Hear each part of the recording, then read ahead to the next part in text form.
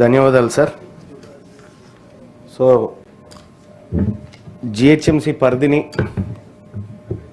హైదరాబాద్ నగర పరిధిని విస్తరించేటువంటి క్రమంలో జరుగుతున్నటువంటి చర్చలో దాదాపు బీఆర్ఎస్ పార్టీ నుంచి పెద్దలు శ్రవణ్ గారు మాట్లాడడం జరిగింది. సిపిఐ పార్టీ నుంచి, అలాగే ఎంఐఎం పార్టీ నుంచి, వివిధ భారతీయ జనతా పార్టీ నుంచి కూడా మాట్లాడడం జరిగింది సార్. ఇక్కడ వీళ్ళు ఎంతసేపు మాట్లాడినప్పటికీ పరిధి విస్తరణ రాజ్యాంగ సూత్రాలకు విరుద్ధంగా ఉంది, 74వ రాజ్యాంగ సవరణను వయలేట్ చేస్తూ ఉంది, దాన్ని కూని చేస్తూ ఉంది అనేటువంటి రకరకాల అంశాలు చెప్పుకొచ్చినారు సార్. కానీ ఈ రాజ్యాంగం రాయబడింది మా ప్రజల కోసం సార్.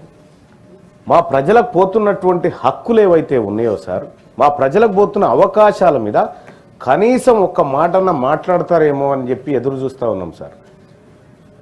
ఇవాళ దాదాపుగా ఒక ఇన్ని మున్సిపాలిటీలు, 20 మున్సిపాలిటీలు, ఒక 7 మున్సిపల్ కార్పొరేషన్లు ఇందులో విలీనమవుతున్నటువంటి సందర్భంలో సార్, ఇప్పటికే తెలంగాణ రాష్ట్రంలో మా బీసీల పరిస్థితి షెర్లునోని తీసుకొచ్చి బాయిలేసినట్టు అయిపోయింది. వాస్తవానికి ఇప్పుడు ఈ పెద్దంబర్పేట కానీ, శంషాబాద్ కానీ, బహదూర్గూడ కానీ, ఇట్లా 20 మున్సిపాలిటీలు, వివిధ గ్రామ పంచాయతీలు, కార్పొరేషన్లు అన్నిట్లలో పోటీ చేసే వాళ్ళ సంఖ్య కనీసం కొన్ని వందలలో అవకాశాలు ఉండేవి సార్. మాకు కొన్ని వందలలో వార్డు సభ్యులుగా కానీ, లేకపోతే మేయర్లుగా కానీ, డిప్యూటీ మేయర్లుగా కానీ వందల అవకాశాలు ఉండేటివి. ఇవన్నిటినీ తీసుకుపోయి జిహెచ్ఎంసీలో కలిపితే అన్ని అవకాశాలు పోయి కుచించుకపోయి అసలు మా బీసీలకు రిజర్వేషన్ ఫలాలు కుచించుకపోతా ఉన్నాయి, ఇక్కడ దక్కకుండా పోతా ఉన్నాయి. దీని గురించి ఏ పార్టీ అన్న మాట్లాడుతుందేమో అని వెయిట్ చేస్తా ఉన్నాం సార్.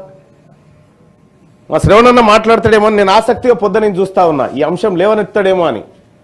కానీ అన్న మాట్లాడలేకపోయిండు సార్. ప్రతిసారి సార్ ఇవేదో ప్రజల అవసరాల కోసం పరిధిల విస్తరణ కుచించుక కాస్త లక్కీ నెంబర్ల కోసం డిస్టిక్లు మారినాయి సార్. మన తన లక్కీ నెంబర్ కోసం డిస్టిక్లు మారినాయి. మన తన 6 నెంబర్ రావాలని, పరిపాలన సౌకర్యం కోసం కాదు సార్. ఈ ఇటీవల కాలంలో జరుగుతున్నటువంటి మార్పుల వల్ల గతంలోనే సార్ 2025లో 2000 మంత్రి గారు చెప్పినటువంటిది 56 గ్రామాలు 2024లో విలీనం చేశారు సార్. అప్పుడు కూడా మొత్తుకున్నాం సార్ మేము. మా వార్డు మెంబర్లు పోతా ఉన్నారు, మా సర్పంచులు పోతా ఉన్నారు, మా ఎంపీటీసీలు పోతా ఉన్నారు. ఆఖరికి మాకు రాజకీయ అవకాశాలు దెబ్బతీస్తా ఉన్నాయి ఈ బిల్లుల ద్వారా, మా సంగతి ఏంది అని చెప్పి అడగడం జరిగింది సార్. ఆ రోజు ప్రభుత్వం దాటవేసే విధంగానే మేము విస్తరిస్తా ఉన్నామనేటువంటి మాట చెప్పింది. ఇవాళ అడుగుతా ఉన్నాం సార్, మా పరిస్థితి ఏంది సార్? ఇక్కడ ఈ వార్డులలో పోటీ చేసే మా బీసీలకు ఏం చెప్తారు సార్? ఈ బిల్లు ఏం సమాధానం చెప్తారు దీంట్లో? ఇప్పుడు 20 మంది వార్డు సభ్యులు ఉండే కాడ ఒక్క జిహెచ్ఎంసీ కార్పొరేటర్ వస్తాడు సార్. ఇప్పుడు 19 కనీసం మాకు 50% అనుకున్న 10 మంది మాకు ఉండాలి కదా సార్. 10 కూడా పోయినట్టే కదా సార్. ఇట్లా రాజకీయ అవకాశాలు పోయినాయి. రెండోది ఉపాధి హామీ సార్.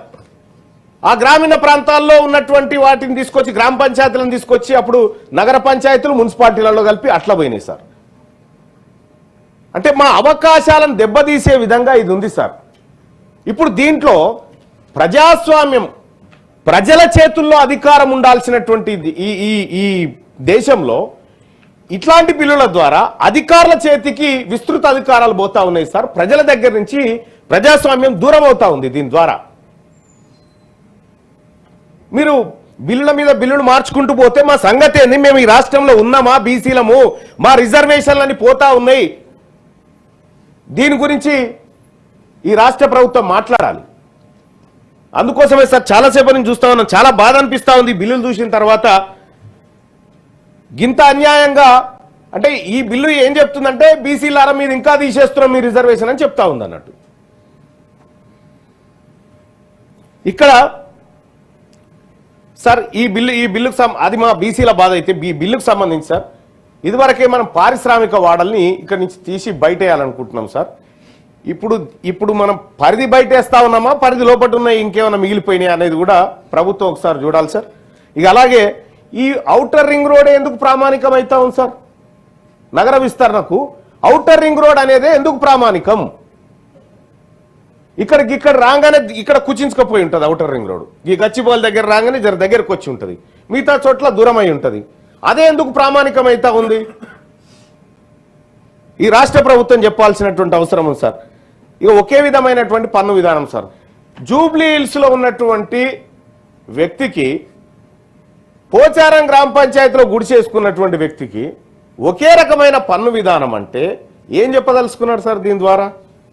ఓ పని చేయండి సార్, పోచారం కాడున్నటువంటి మా గుడిసాయన ఆస్తిని జూబ్లీ హిల్స్ లో ఉన్నటువంటి ఆ పెద్ద ఆయన ఆస్తిని ఒక దగ్గర వేసి శిరసగం చేసినాక పన్ను వేయరు సార్. మరి అదన్నా చేయండి